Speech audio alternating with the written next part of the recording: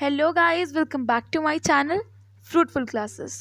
तो हमने पार्ट 1 कर लिया था इस चैप्टर का। कौन सा chapter? Chapter 3 of class 8, history ruling the country side. तो हमने वो टॉपिक देख लिया था, द कंपनी बिकम्स द दीवान। तो एक क्विक रिकैप करते हैं और आगे बढ़ते हैं।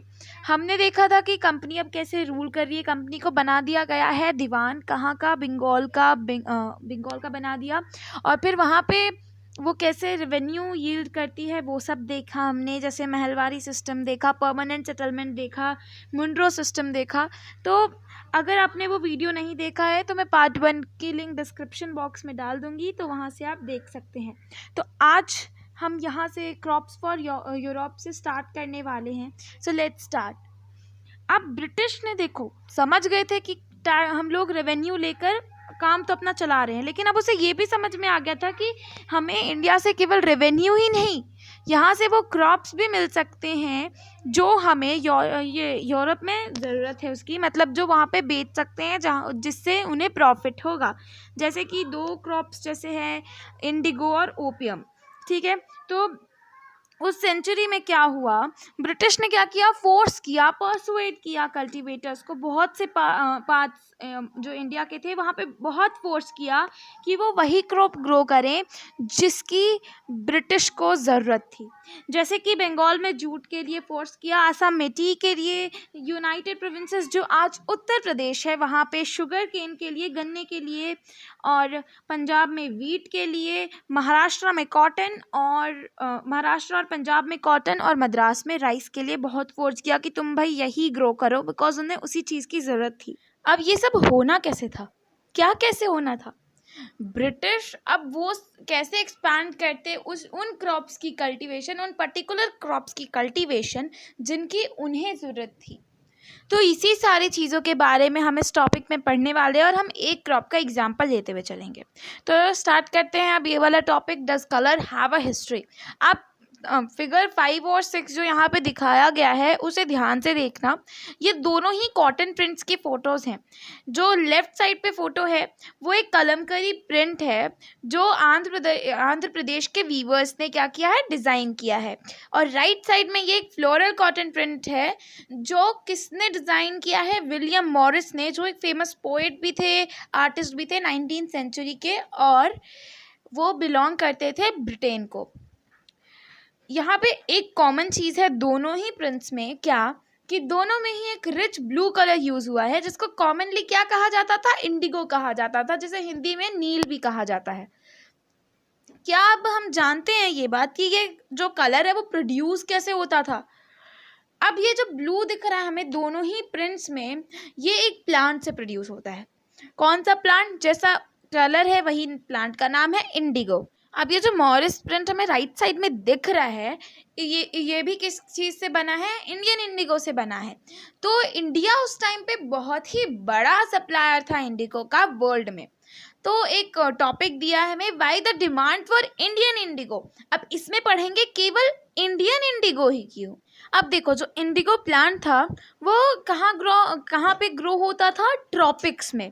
तो 13th सेंचुरी से क्या हुआ, इंडियन इंडिगो जो था वो क्लॉथ बनाने के लिए इटली में, फ्रांस में, ब्रिटेन में यूज़ होने लगा ताकि कपड़े को डाई कर सकें, कपड़ों को रंग सकें।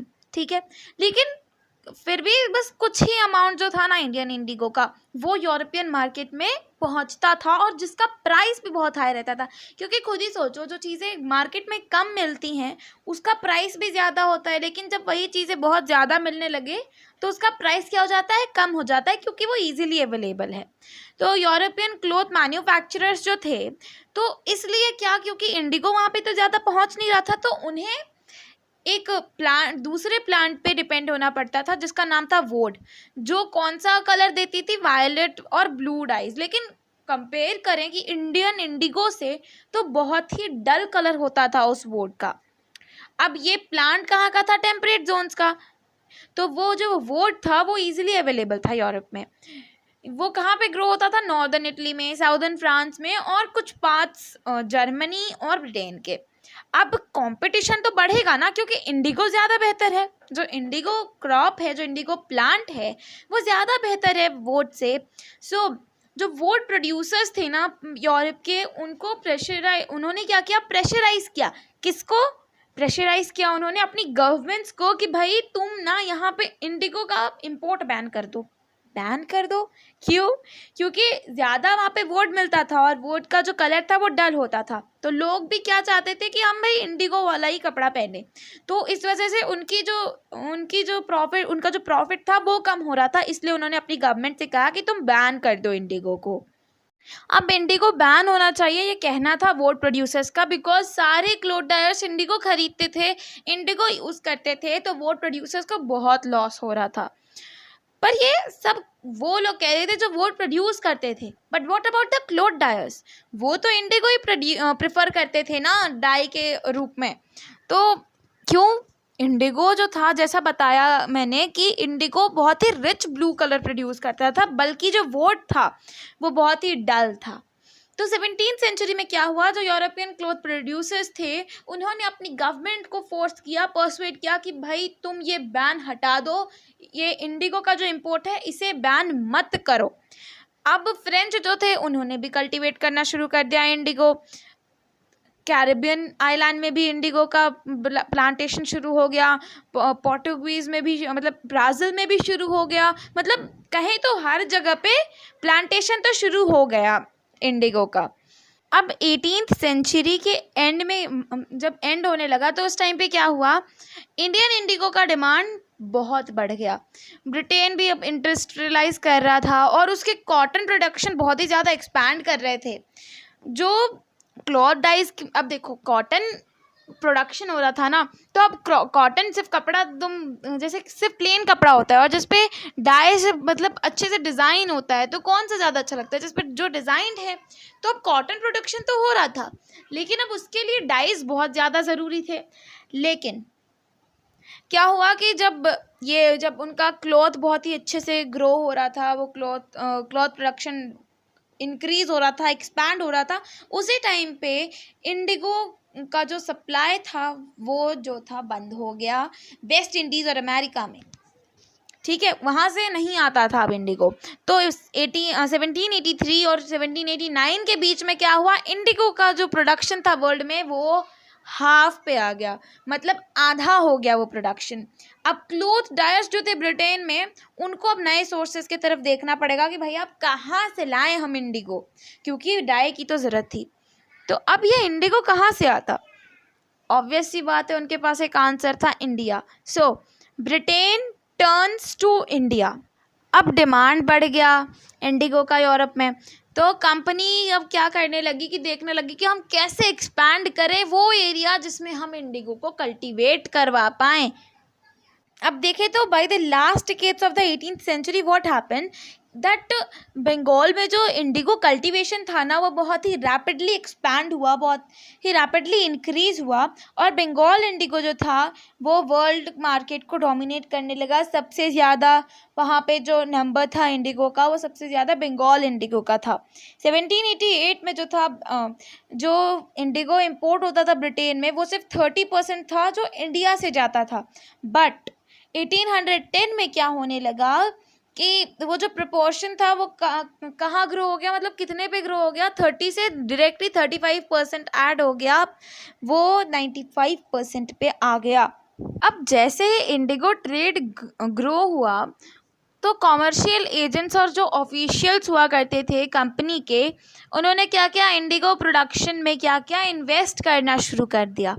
जब साल बीते तो कंपनी ऑफिशियल्स जो थे वो अब अपने जॉब्स छोड़ने लगे थे, ताकि वो ये क्रॉप प्रोडक्शन जो हो रहा है इंडिगो का उस बिजनेस में, एक्चुअली उनके लिए तो बिजनेस ही था ना, तो उस बिजनेस में वो अपना टाइम दे सके, वो उस बिजनेस में आ सके।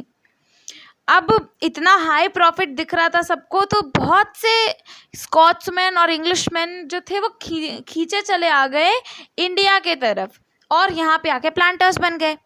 और जिनके पास पैसे बिल्कुल ही नहीं थे या फिर कम थे, उनको इंडिगो प्रोड्यूस तो करना था, तो इस वजह से क्या होता था, कंपनी उनको लोन देती थी, या फिर उस टाइम पे जो बैंक्स आ रहे थे वो बैंक्स उन्हें लोन देते थे। अब हाउ वाज इंडिगो कल्टीवेटेड? अब इंडिगो कल्टीवेट कैसे होता है, इंडिगो को क्यों ग्रो किया कैसे जाता है। अब दो मेन सिस्टम्स हुआ करते थे, एक था निज और एक था रियोटी। तो अगर निज कल्टीवेशन की बात करें तो उसमें क्या था, जो प्लांटर प्रोड्यूस करते थे इंडिगो को जिस लैंड पे, उस लैंड को वो खुद ही कंट्रोल करता था, वो प्लांटर खुद ही उस लैंड पर अपना कंट्रोल करता था। या तो वो ज़मीन खरीद लेता था या फिर किसी ज़मींदार से रेंट पे ले लेता था, और इंडिगो प्रोड्यूस करता था डायरेक्टली एम्प्लॉय हायर करके। मतलब यहाँ पे कुछ भी ऐसा नहीं था कि घुमा फिरा के हो रहा है, सब कुछ उसके डायरेक्टली प्लांटर के हाथ में होता था, प्लांटर के ही हैंड में होता था। द प्रॉब्लम विथ निज कल्टीवेशन, अब निज कल्टीवेशन के साथ प्रॉब्लम क्या होती थी, जो प्लांटर्स थे उनको क्या डिफ़िकल्टी फेस करनी पड़ती थी कि जो इंडिगो था ना, वो केवल फर्टाइल लैंड पर ही कल्टीवेट किया जा सकता था, जो बहुत ही ज़्यादा फर्टाइल हो, और जो फर्टाइल लैंड्स होती थी वो ऑलरेडी ऑक्यूपाइड होती थी, वो ऑलरेडी डेंसली पॉपुलेटेड होती थी। तो अब ये कैसे अपना जो एरिया है उसे एक्सपैंड करे, कैसे जो ये इंडिगो का कल्टीवेशन है उसको एक्सपैंड करे, तो ये बहुत बड़ी प्रॉब्लम हो जाती थी। और उनको ऐसी इतनी फर्टाइल लैंड कहाँ से मिलेगी, तो ये सारी प्रॉब्लम्स होती थी। कभी कभार वो क्या करती थी कि चलो इंडिगो फैक्ट्री से कोई लैंड लीज पे ले ली, या फिर पीजेंट्स को हटा दिया उस एरिया से, बट ये सारी जो चीज़ें थी ये ज़्यादातर कॉन्फ्लिक्ट्स और टेंशन क्रिएट कर देती थी। अब एक और प्रॉब्लम क्या हुई भाई, ये प्रॉब्लम हुई कि लेबर्स भी इजली अवेलेबल नहीं थे। क्यों नहीं थे, क्योंकि लार्ज प्लांटेशंस जो होती थी उसमें बहुत ही ज़्यादा हाथों की ज़रूरत होती थी, बहुत ही ज़्यादा लेबर्स की ज़रूरत होती थी, और वो भी एक स्पेसिफिक टाइम पे उन लेबर्स की ज़रूरत होती थी। अब वो जो स्पेसिफिक टाइम होता था, उस टाइम पे जो पीजेंट्स थे वो खुद अपनी राइस कल्टीवेशन में बिजी होते थे, तो कोई कैसे आके इसमें इंडिगो कल्टीवेशन में आके लेबरिंग करेगा। तो वही दिक्कत हुई कि लेबर्स भी इजीली अवेलेबल नहीं थे। एक और प्रॉब्लम क्या थी, सोच रहे हो कि कितनी परेशानियां थी, लेकिन हाँ थी। एक लार्ज स्केल पे जब निज कल्टीवेशन चल रहा है तो प्लॉज और ब्लॉक्स की भी तो ज़्यादा ज़रूरत होगी ना लैंड टिल करने के लिए। तो इसलिए 1 बीघा जो ज़मीन होती थी जो इंडिगो कल्टीवेशन के अंडर थी, उसको 2 प्लॉज की रिक्वायरमेंट होती थी। बिघा क्या है भाई, अ क्वेश्चन अराइजेस राइट। यह बॉक्स में भी दिया है, इसका मतलब कि ये एक यूनिट है मेजरमेंट का। किस चीज़ के मेजरमेंट का, लैंड के मेजरमेंट का। ब्रिटिश रूल से पहले क्या होता था कि इसका साइज जो था ना वो वेरी करता रहता था एरिया टू एरिया, बट जब ब्रिटिश आए तो बंगाल में स्पेसिफिकली क्या हुआ कि इस यूनिट का मतलब होता था 1/3 ऑफ एन एकड़। तो हम लोग कह सकते हैं 1/3 ऑफ एन एकड़ इज इक्वल टू 1 बीघा। तो इसका मतलब क्या था कि अगर एक प्लांटर के पास 1000 बीघा ज़मीन है तो मतलब उसको 2000 प्लॉट्स की ज़रूरत होगी, और अब इस पर इन्वेस्ट करना, इसका मेंटेनेंस करना बहुत बड़ा चैलेंज था। अब ये तो छोड़ो, दूसरी प्रॉब्लम क्या थी कि अब प्लॉट्स का सप्लाई भी उतना ज़्यादा नहीं होता था, इजीली नहीं होता था इसका सप्लाई। क्यों, क्योंकि जब पीजेंट्स थे वो भी उसी टाइम पे प्लॉज और ब्लॉक्स उनके बिजी रहते थे, किस चीज़ में, राइस फील्ड्स में, राइस कल्टीवेशन में, क्योंकि दोनों का टाइमिंग भी सेम था कल्टीवेट करने का, दोनों का टाइम सेम था लैंड टिल करने का, मतलब सेम टाइम पे दोनों चीज़ें चल रही हैं। तो फिर राइस कल्टीवेशन में सारे वो प्लॉट्स चले गए, ब्लॉक्स चले गए, तो फिर यहाँ पे निज कल्टीवेशन में कैसे आएंगे। इसलिए देखें तो 19th सेंचुरी तक क्या हुआ, प्लांटर्स एक्सपैंड नहीं कर पा रहे थे निज कल्टीवेशन के अंदर, तो इसलिए 25% से भी कम जो लैंड था वो प्रोड्यूस कर रहा था इंडिगो इस सिस्टम के अंडर। जो दूसरे मतलब 25%, लेस देन 25% कह दिया, बाकी जो परसेंटेज बचा उसका क्या, वो रियोटी सिस्टम के अंडर आया। अब भैया रियोटी सिस्टम क्या है वो अब हम पढ़ने वाले हैं। Indigo on the lands of ryots. अब रियोटी सिस्टम के अंडर क्या होता था, प्लांटर्स फोर्स करते थे रियोट्स को एक कॉन्ट्रैक्ट साइन करने के लिए, एक एग्रीमेंट साइन करने के लिए। वो क्या करते थे, प्रेशराइज करते थे विलेज हेडमैन को कि वो एक कॉन्ट्रैक्ट को साइन करे रियोट्स के बिहाफ में। जो साइन कर देते थे उनको क्या होता था, कैश मिल जाता था एडवांस में। किस चीज़ के लिए, इंडिगो प्रोड्यूस करने के लिए, वो भी लोन मिलता था लो रेट्स पे, ठीक है। पर जो लोन लेते थे ना रियोट, उनको क्या फोर्स किया जाता था कि भाई तुमने लोन ले लिया तो तुम्हें एटलीस्ट 25% जो तुम्हारा लैंड है उस एरिया में इंडिगो कल्टीवेशन करना पड़ेगा। मतलब देखो कितनी वो बोलते हैं ना धांधली चल रही थी, कितना ज़्यादा उन पे फोर्स किया जा रहा था, पर्सुएट किया जा रहा था, कितना प्रेशराइज किया जा रहा था। प्लांटर्स जो थे वो क्या प्रोवाइड करते थे, सीड प्रोवाइड करते थे, ड्रिल प्रोवाइड करते थे, बल्कि कल्टीवेटर्स क्या करते थे, वो सॉइल प्रिपेयर करते थे, सीड सो करते थे, सीड बीज डालते थे और क्रॉप्स को देखते थे कि भाई ठीक से ग्रो हो रहा है या नहीं हो रहा है। अब एक बार जब क्रॉप डिलीवर हो गया प्लांटर के पास, तो हार्वेस्ट के बाद तो फिर क्या होता था, एक और नया लोन दे दिया जाता था रियॉट को कि भाई तुम फिर से ग्रो करो इंडिगो। तो ये साइकिल क्या हमेशा चलता ही रहता था, चलता ही रहता था। पीजेंट्स जिन्होंने इनिशियली क्या कर दिया, ले लिया लोन, वो जल्दी ही रियलाइज कर लेते थे कि कितना हार्श था ये सिस्टम। जो प्राइस उनको मिलता था इंडिगो ग्रो करने के लिए वो भी बहुत लो था, और ये जो सिस्टम था, ये जो साइकिल था, ये कभी ख़त्म ही नहीं होता था।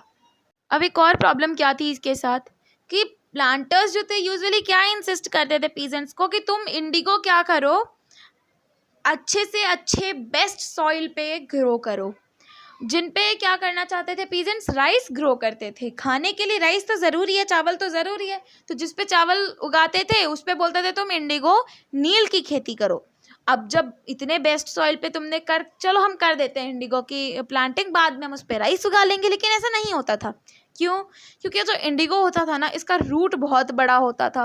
रूट इतना डीप होता था कि वो सारे सॉइल के न्यूट्रिशन को एग्जॉस्ट कर देता था, जिसके बाद कोई भी क्रॉप उस पर ग्रो नहीं किया जा सकता था, जिस वजह से बहुत ज़्यादा दिक्कत हो गई थी।